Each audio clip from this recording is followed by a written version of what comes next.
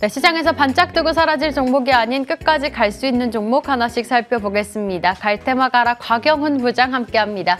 안녕하세요. 네, 안녕하십니까. 네. 예, 참 연초부터 시장 대응하기가 이렇게 어려울 수가 없습니다. 네, 이 중에서 급등하고 있는 종목들, 저희가 주목해볼 만한 종목들 하나씩 챙겨왔는데요. 네. 바로 첫 번째 테마 열어보도록 하겠습니다. 원전 관련해서 이야기 나눠볼게요. 유럽연합이 지난번에는 녹색 사업으로 분류를 해야 한다라고 했고요. 이제는 본격적인 투자에 대한 기대감을 안아가면서 오늘 관련주들의 움직임이 눈에 띕니다.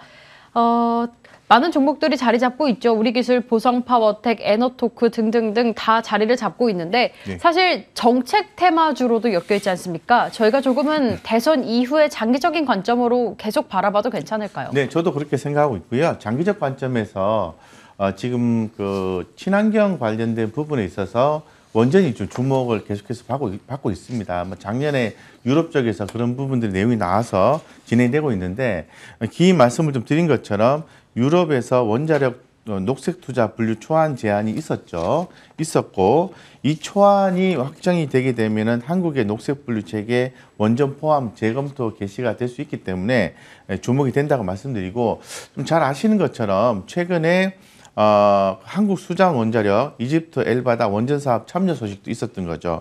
금일 같은 경우에는 아무래도 유럽 쪽의 원전에, 유럽연합이죠. 원전의 신규 투자 기대감에 의해서 원자력이 관련된 종목들이 움직이고 있다. 무려 680조 원 투자가 필요하다라고 언급이 좀 되고 있는 그런 상황입니다. 그렇기 때문에 원전 관련해서 왜 이렇게 계속 언급이 되는지에 대해서 봐야 되는데 실제로 풍력이나 그리고 풍력 이런 태양광 이거보다는 원전이 훨씬 더 효율적이다라는 부분 얘기를 많이 하고 있어요. 그래서 국내의 대선 후보자도 그런 얘기를 하고 있는 거죠. 그래서 상당히 좀 엮여서 올라가는 분위기가 있을 것 같은데 어쨌건 원자력 발전 관련된 종목들에 대해서는 상당히 좀 주목을 해야 되는 그런 종목들을 보고 있고 최근에 잘 아시는 것처럼 한전 기술이라든가 그리고 우리 기술이라든가 BHI라든가 기타 관련된 종목들의 움직임이 다이나믹한 종목도 있고요. 바닥에서 서서히 올라와 주는 종목도 있습니다.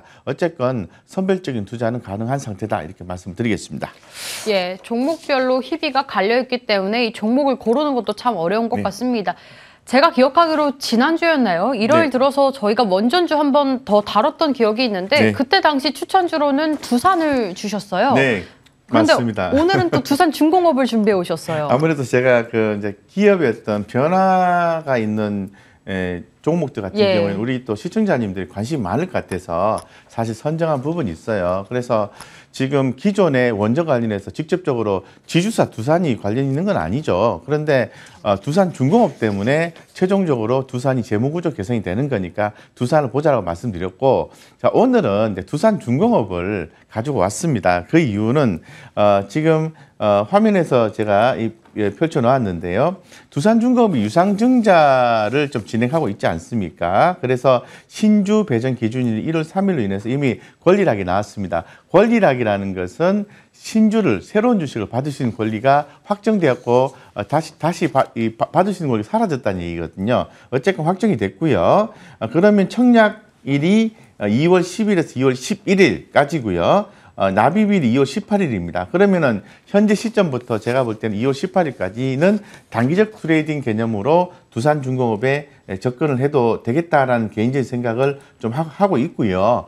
두 번째는 중장기적 관점에서는 유상증자 물량이 나오게 되면은 주가는 밑으로 좀 이 주식같이 희석되기 때문에 빠질 겁니다. 그러면은 빠지고 난 뒤에 일정 기간 지나고 있는데 다시 공략을 하시면은 성장성이 좀 확보가 된다면 당연히 두산중공업의 성장성은 원전이겠죠. 원전 부분도 있고 잘 아시는 것처럼 또 풍력도 있기 때문에 제가 볼 때는 두산중공업 갖고 계신 분들 입장에서 좀 더 해석을 해드리면은 부정적인 시각을 유지하지 마시고 긍정적으로 보시고 추후에 신주 물량이 나오게 되면은 추가로 더 사는 포인트를 잡아보자 이런 관점 말씀드리겠습니다. 또 단기적으로 대응하시는 분들은 지금부터 짧게는 납입일까지만 공략을 해보자 이렇게 말씀 좀 드리겠습니다. 네, 사실 두산중공업 같은 경우는 조금 장기적인 관점으로 가지고 계시는 분들도 참 많이 계실 것 같거든요. 일단 단기적으로는 2월 18일에 유상증자 물량 나온 전까지 살펴보자라고 이야기 주셨는데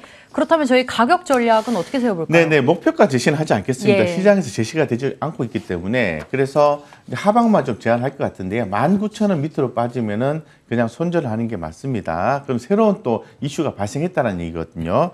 그렇게 되긴 쉽지 않을 것 같아요. 제 개인적인 생각은. 그래서 하방 19,000원 잡고 목표가 없이 일단은 단기적으로는 납입일까지 2월 18일인가요? 그때까지 대응하시면 될 것 같다 이렇게 말씀드리겠습니다.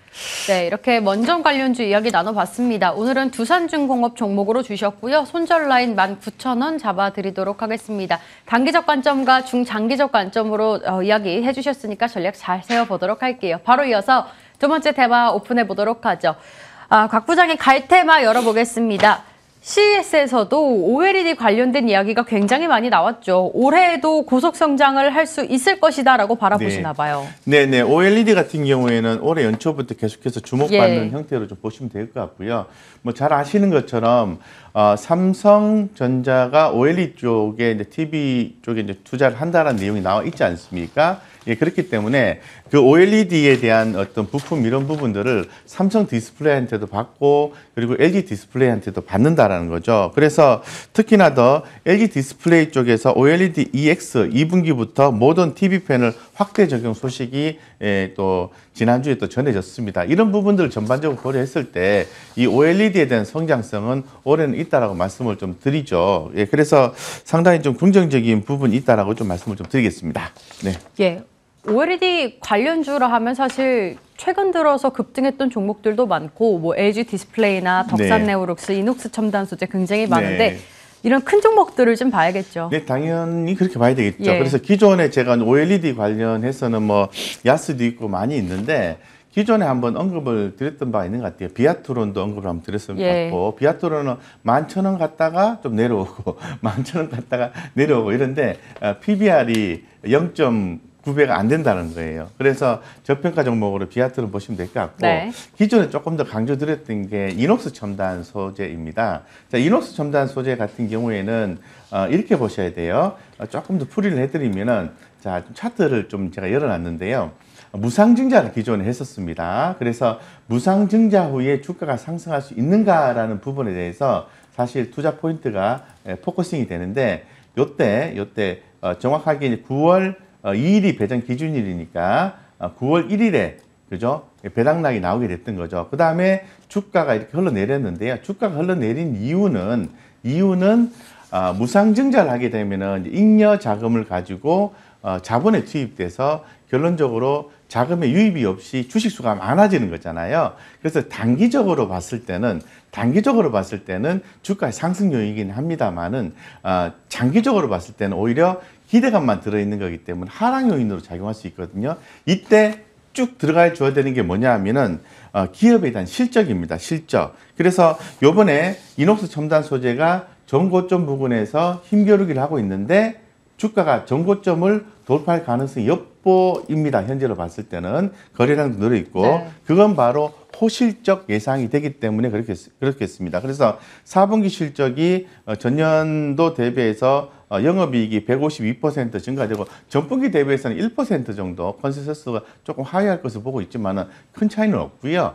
전년 동기 대비해서 큰 차이가 증가하고 올해 2022년 올해 같은 경우에는 영업 매출액이 16%, 영업이익은 전체적으로 한 22% 증가한다고 하니까 상당히 올해도 긍정적인 주가 전망이 예상되고 있습니다. 주봉상으로 봐도 주가가 어떤 느낌이냐면은 이제 나가요 이런 느낌이에요. 그렇기 때문에 이녹스 첨단 소재는 빠질 때마다 매수해줘서 중장기 관점에서 지속적으로 투자를 하면은 저평가 매력이 충분히 있기 때문에 좋은 성과 날 가능성이 있다고 말씀드리고요. 현재 48,850원입니다. 44,500원 정도 하방 제한하고요. 목표가는 67,000원까지 보시면서 중장기 관점에서 노려보시겠다 이렇게 말씀드리겠습니다. 네, OLED 관련주 살펴봤습니다. 지난해 4분기도 실적이 좋았고 올해는 더 좋아질 것이다라는 관점으로 이야기해 주셨네요.